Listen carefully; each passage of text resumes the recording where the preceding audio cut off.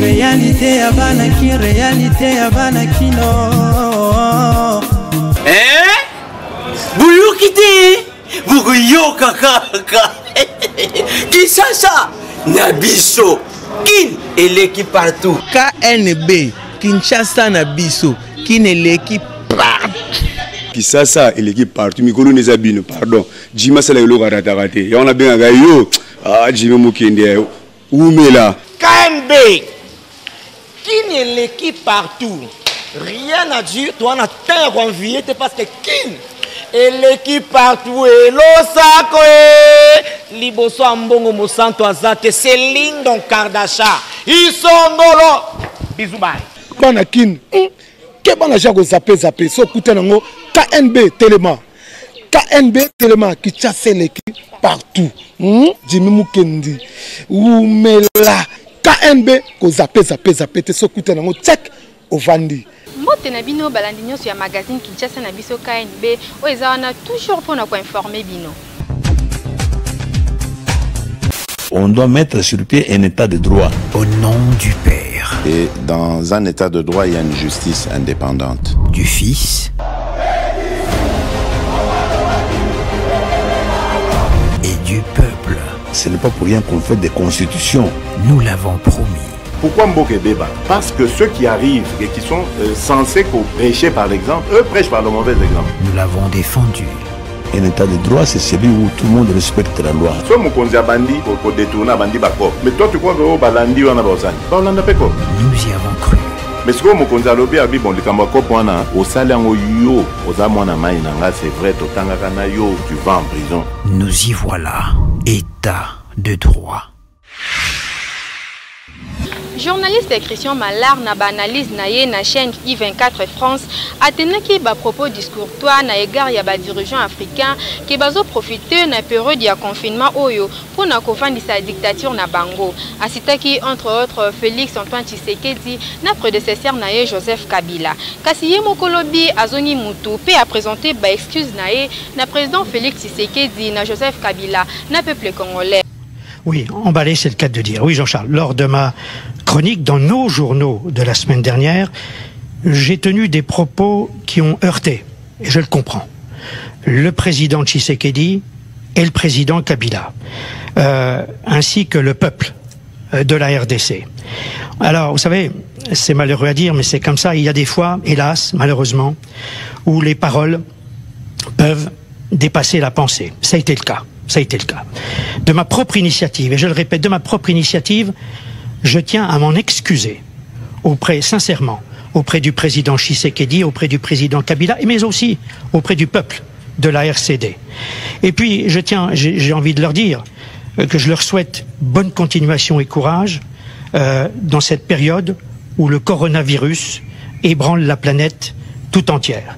Et puis, j'espère vraiment que l'avenir nous permettra d'avancer en toute solidarité et sérénité et dans le respect mutuel et avec une meilleure compréhension peut-être de ma part. Ministre congolais à coopération internationale Guillaume Manjolo a répondre à journaliste Christian Malard pe alobi na ye que Aebi Afrique te azali ko souffrir na complexe de supériorité azali pe utiliser na ba groupe ya ba congolais pour na ko dénigrer ba kondi. Guillaume Manjolo a bakisi que akoki jamais kondima un kwado aloba mabe ya président na ye. Ma réaction, c'est une double réaction. C'est-à-dire qu'on doit évaluer les choses selon deux paramètres. Soit monsieur ne connaît rien de l'Afrique, ça me semble vrai aussi, sur ce plan-là. Soit monsieur est dans une option de la controverse de Valladolid. Cette supériorité de l'homme blanc par rapport à l'homme noir, cette autorité sur la planète, sur tout ce qui n'est pas blanc, et par conséquent, des insultes et avoir souveraineté ou empire sur l'homme noir lui paraît tout à fait naturel et proférer ce type d'insanité. Dans les deux cas, c'est au-delà du journalisme, c'est tout à fait autre chose. C'est une propagande du mépris et du dénigrement. Et c'est insupportable, ce n'est pas acceptable à l'heure actuelle. Non, non, c'est-à-dire c'est pas disproportionné ici parce que ce sont des habitudes qui sont en train de se proliférer à travers la planète où les gens estiment qu'effectivement ils peuvent, ici on lance, c'est une mécanique qui est orchestrée aussi par les officines d'origine congolaise et que si on laisse faire ça, ça devient naturel. On ne peut pas laisser faire ce genre de choses et surtout quand ça touche nos institutions. Nous avons souffert de la colonisation, nous avons souffert de l'esclavage, nous avons souffert des mains coupées. Nous venons de traverser une période très très difficile pour atteindre les élections actuelles. Après 30 ans ou 32 ans de dictature, on ne peut pas se permettre, en tant que peuple, en tant qu'État, de se soumettre au moindre propos désobligeant. En vertu de quoi on laisserait dire ce genre de choses, on laisserait ça entre les mains des journalistes. Il s'agit d'une institution présidentielle qui va toute la République. Donc chaque enfant congolais est concerné, chacun dans son domaine. Il s'avère simplement que je suis membre du gouvernement et je ne peux pas accepter qu'on dise ça de mon président, qu'on dise ça de l'ancien président qui a procédé au transfert pacifique et civilisé du pouvoir dans ce pays, chose qu'on n'a jamais connue. Et l'ancien président a mis en place des institutions qui n'existaient pas avant. Il aurait pu faire comme les autres, installer une dictature et rester de manière éternelle au pouvoir. Il ne l'a pas fait. Alors comment voulez-vous traiter ce type de personnages ou de personnes, des dictateurs, des sanguinaires, des escrocs, alors qu'ils ont construit ce que vous avez démoli ou faussé parce que vous avez installé, les pays occidentaux ont installé une dictature pendant 32 ans. Alors méconnaître ça, c'est simplement du mépris profond, du racisme primaire. Voilà comment je vois les choses. Suite il y a un propos discourtois au journaliste Christian Malard Athéna qui est pas il y a président Félix Tshisekedi.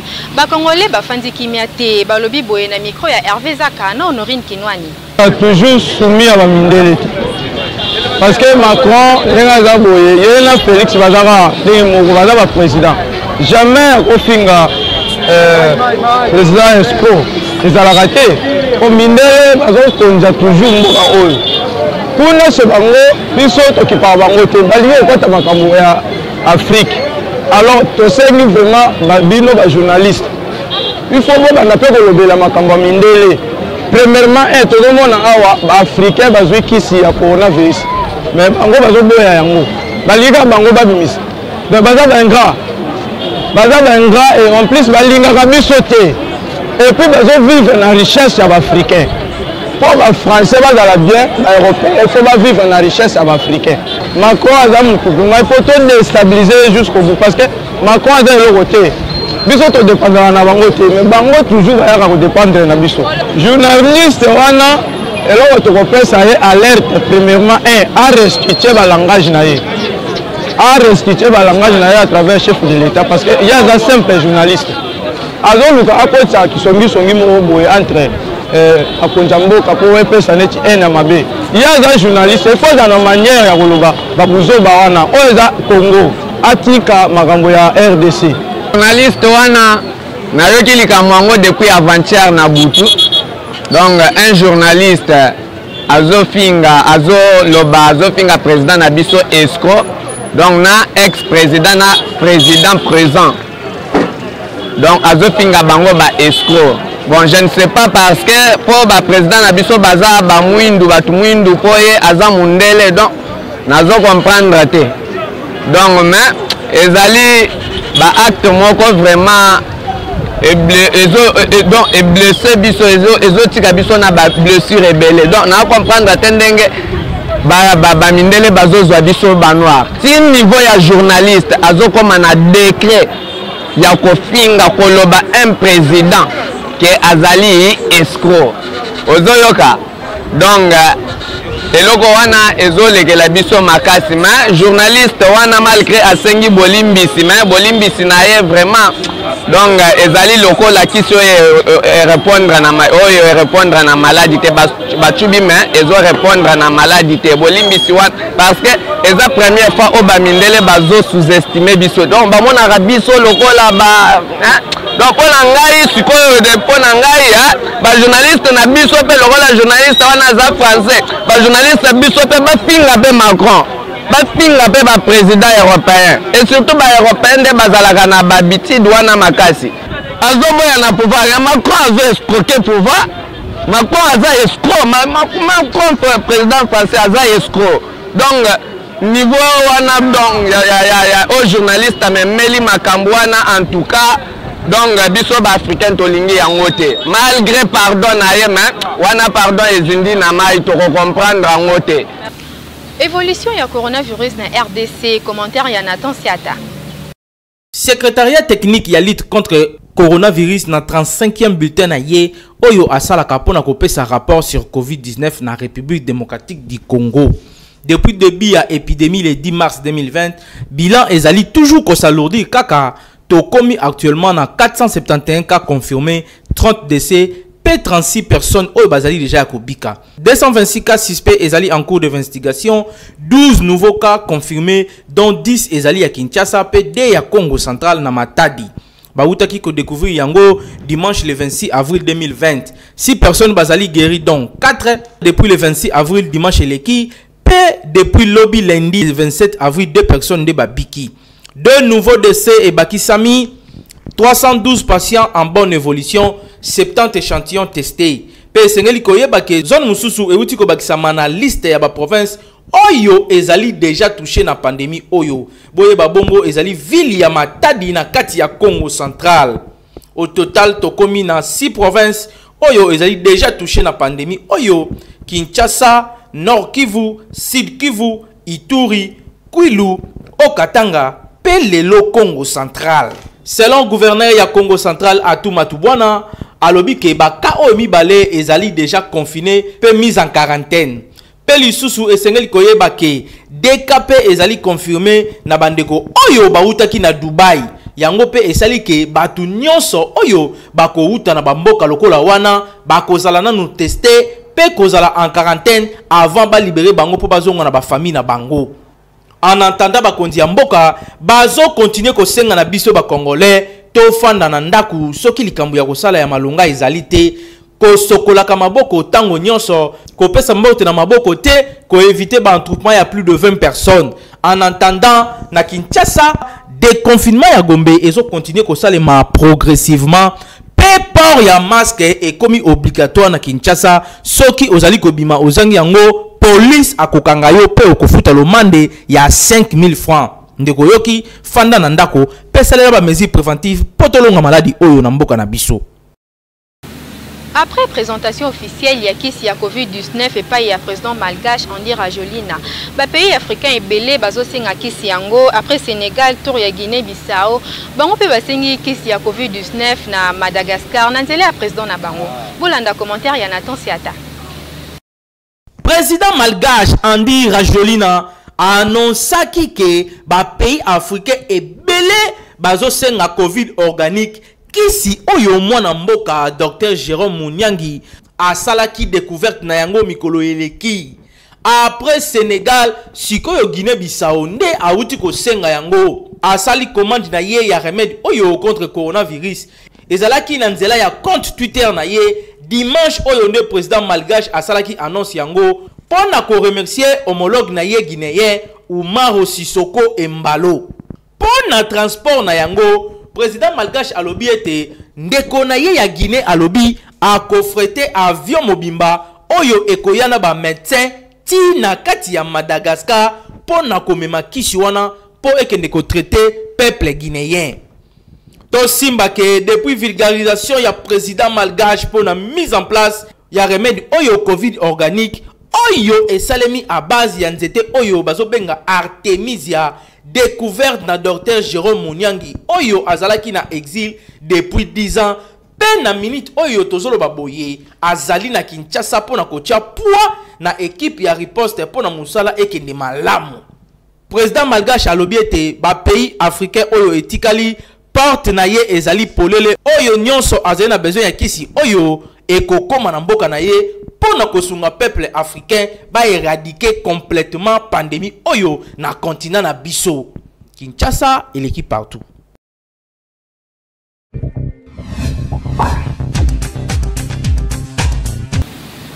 Coordonnateur du magazine Kinshasa na biso Jimmy Mukendi azoko ba toujours kotika espace na ye gratuit na batonyo so balingi ko sala message ya sensibilisation contre le coronavirus. Bandeko nanga ya Kinshasa, bandeko nanga ya République démocratique du Congo, boyebi que l'heure est grave. Mboka na biso ezali na souci, tozali na problème o ekweli biso à travers le monde entier. Likambo oyo ya coronavirus. Ndeko congolais respecter ba consigne nyonso epesami na bakondi. Ba consigne ya hygiène esengeli toye ba ndenge nini toko repousser yango parce que ezali kosala déjà ba mort, bozali koyoka o ezali koleka na Italie. Yango na biso en tant que ba leader d'opinion, biso en tant que ba serviteur na bino auto serveur bino à travers ba média na casquette nanga ya coordonnateur ya magazine Kinshasa na biso na ko annoncer bino boye bato nyonso to pe ba autorité nyonso oyo bazali na message lié na coronavirus pour la sensibilisation, c'est-à-dire bozala une association, bozala structure, bozala individu, message na yo oyo ezali ko kende na sens ya ko sensibiliser bandeko na sens ya ko appuyer riposte oyo tozali ko sala awa na magazine na bino KNB ekoleka gratuitement. KNB magazine na bino Kinshasa na biso et ko continuer ko servir bino ndenge elongo bani boyebi ke bolandaka biso chaque jour à partir de 18h30 na Show TV, à partir de 19h30 à PIC TV et puis à partir de 20h30 na Baraka TV. En rediffusion toyaka à partir de 10h30 na Baraka, à partir de 11h30 na Show TV et à partir de 14h na PIC. Donc message joana topé ba encouragement au boko ko encourager bandeko par rapport à tant autres vous allez ko passer boko ko tindela biso yango à travers numéro o eza affiché na ba écran na bino du micro ya KNB WhatsApp na biso ko za la polele pona ko yamba ba message na bino sinon ceux qui bomoni que nécessité ezali que ba équipe na biso o ezali à travers Kinshasa Mobimba et yakuna tokoya kozwa ba image wana nyonso boko sala topé ba message boko sala pona coronavirus pona lutte to pona ko informer bandeko to lekisa yango gratuitement to respecter ba consigne ba kondi et puis biso nyonso to longa coronavirus.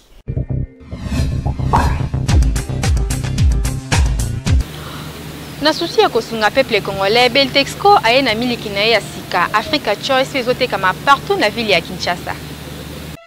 Tango yango likamuna tango na yango oyo ezali tango ya miliki Africa Choice miliki ya solo oyo tondi ba vitamine ekolisaka bana kitoko pe pesaka bango mayele yango yo miliki Africa Choice yokelengi miliki kitoko babengi le Africa Choice ezali miliki mabele ya ngombe ya solo on a français babengi le animal. Nous to bengi ke miliki oyo Africa Choice ezali miliki ya mboka ba miliki ezala mwana muke papa mama mukolo asinga mela miliki oyo eza na qualité ya kitoko. Totika baje totika bimela mela miliki Africa Choice yango nde ebongi na bana ba jeune ba papa ba mama na ba personne ya 3e âge miliki Africa Choice. Merci Beltexco. Merci Beltexco.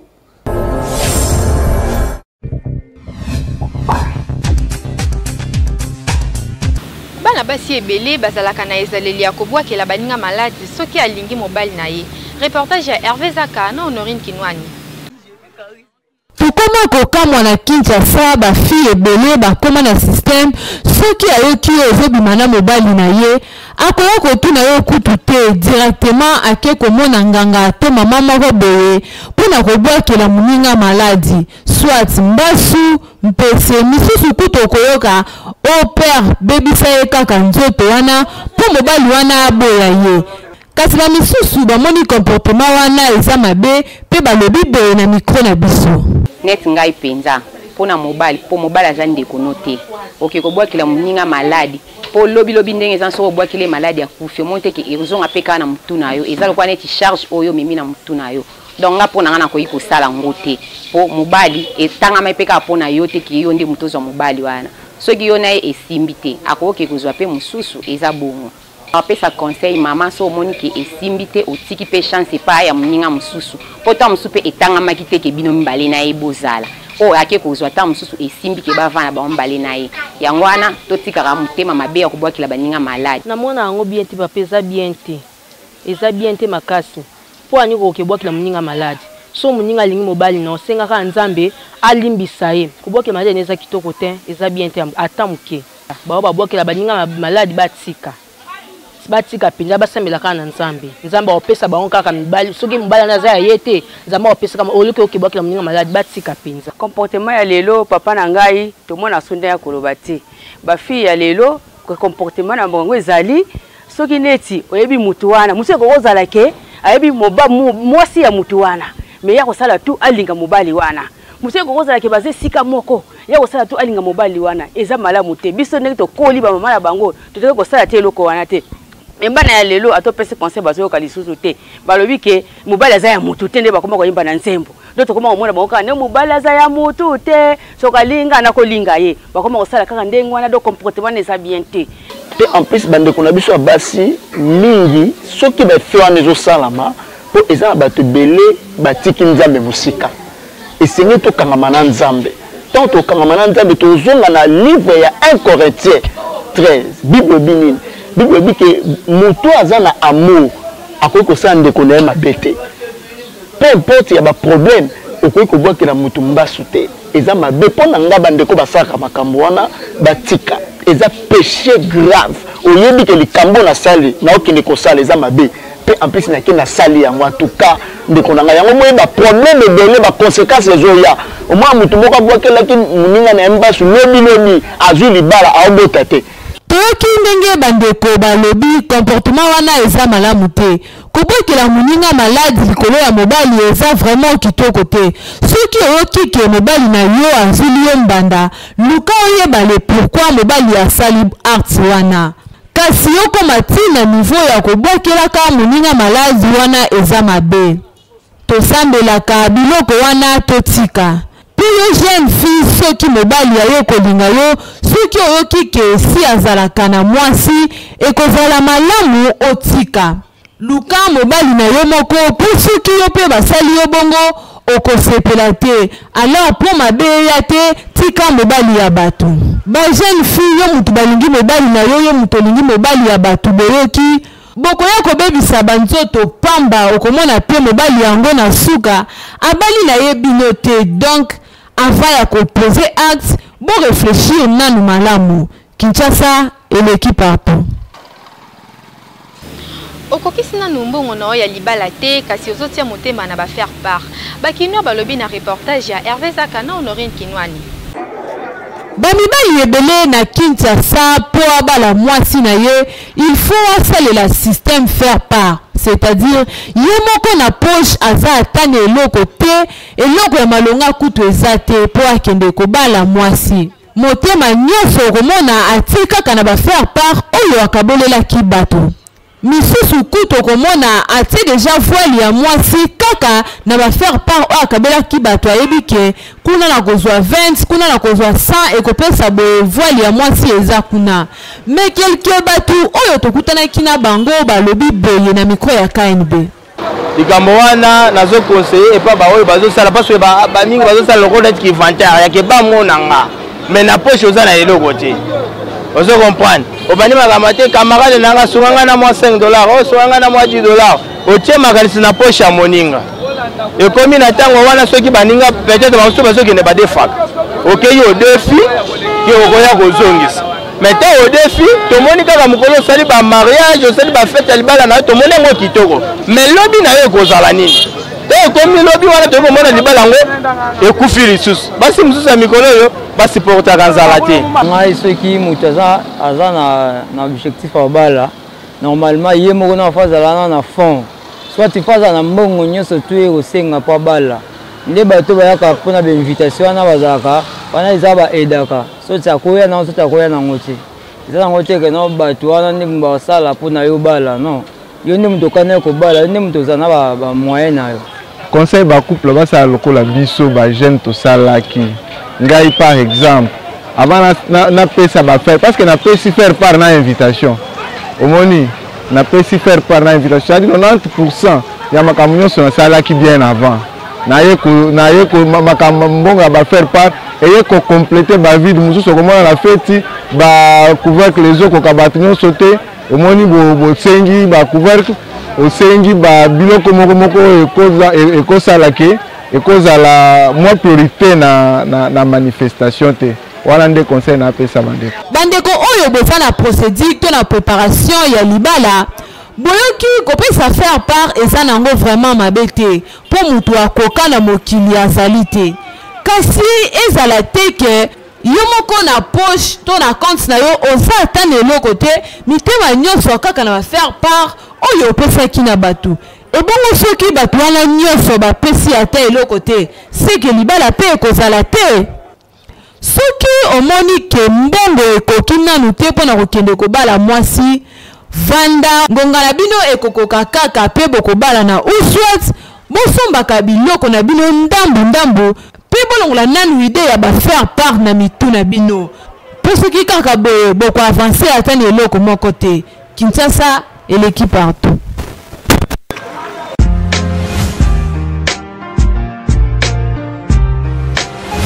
Entreprises, institutions publiques et privées, ONG, partis politiques, commerçants, sachez que la communication constitue le socle de l'émergence de vos activités, produits, services et marques. La communication ne s'improvise pas, mais les méthodes et les stratégies de la communication s'apprennent. La mouture ASBL organise la session de formation spécialisée en communication des organisations en 2 mois. Premier niveau, communication 360 degrés, les relations publiques et relations presse. Deuxième niveau, marketing marchand, marketing politique, conception publicitaire et gestion d'agence conseil en communication. Venez apprendre les méthodes pratiques de la gestion de votre organisation avec les formateurs hautement qualifiés et expérimentés.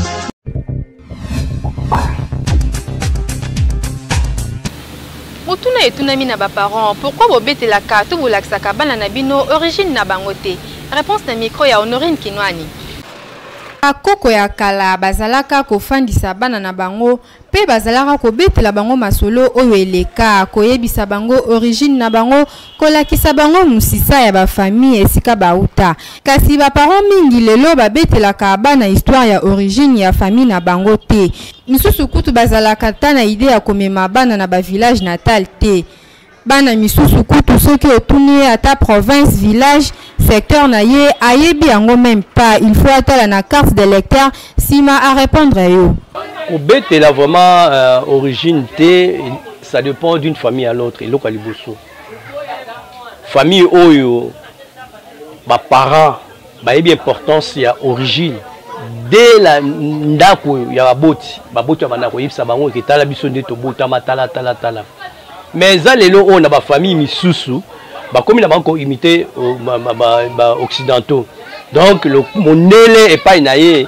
eza yemoko mobali na mwasi naie na bana naie esili donc ngai na benga ngo eza égoïsme familial mais na biso ba congolais et que na biso ba bantou et c'est que na biso était vraiment to expliquera bana ba origine vraiment émission na sepe na ngo mingi mutuna o eza vraiment trop capital conseil na ko pesa ba parents eza boye ba parents faut bazana na bolingo ya ko fanza pe bana dialogue faut ezala kana ndako jour moko ke par exemple musala ezana honte mwana obimite ko fanza mwana omone ngeza boye donc mwana nde azoyeba po biso ay koma kaka tango yebisa mwana amakamo pampa mwana te faut ko yeba ke lokwana parce que yebi wonte eza faut ça faire ça faut ça faire bana faut ba yebaka yo parents ne faut lobaka. Bon, là, ça dépend des parents. Ma papa, on se peut vraiment, tant de cours, tant à internat, papa a un petit, d'origine, tant que on a eu un congé de tente, congé à Pâques, nous avons eu un Congo central dans le village. À partir de là, à la sorte d'origine, pas été outa, n'engue pas babota, mais là, à deux explications claires. Et même si tu as katina Bible, Bible lobby bien que mwana oyo fréquentaka bato mayele akomaka pe mayele mais lelo bana bazomona ke ba parents basota bana bakoma mosika ya ba parents ba histoire ba parents po banda ko rencontrer bango leurs origines en tout cas eloko na ezalaka lisusu ata mokete donc mwana na mwana akoma komiluka ndenge na yakoma koluka parents soki amonika ke yindi nde sikoyo tango akutuna parents kanisi kotwana na koki koloba que vraiment ils a fauti il y a origine na biso donc c'est-à-dire et les parents et les enfants nyons ensemble tous a fautif. Ezalaka malamu koyebisa na bana origine na bango bayeba histoire ya bakoko na bango ndenge tomonaka epai ya mindele balakisaka na bana origine na bango baparent bosunga bana na koyebisaka bango esika bauta ekoyede bango. Kinshasa eleki partout. Merci Nabino Bozalaki Ebele pour na kolanda magazine Kinshasa na biso. Tokomi na suka édition ya mokolo ya lelo soki bosepelaki na yango tika topesa merci na équipe rédactionnelle mobimba ya KNB Hervé Zaka double pour moi Ozaki sima ya caméra Nathan Siata na réalisation puis na coordination ya Jimmy Mukendi. Kasi bobo sanate ko s'abonner massivement na chaîne YouTube Kinshasa la biso. Kinshasa yo et l'équipe partout.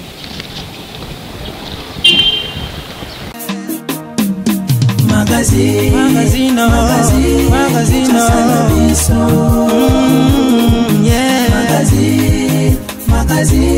Kinshasa na biso. Réalité ya bana ki, réalité ya bana kino.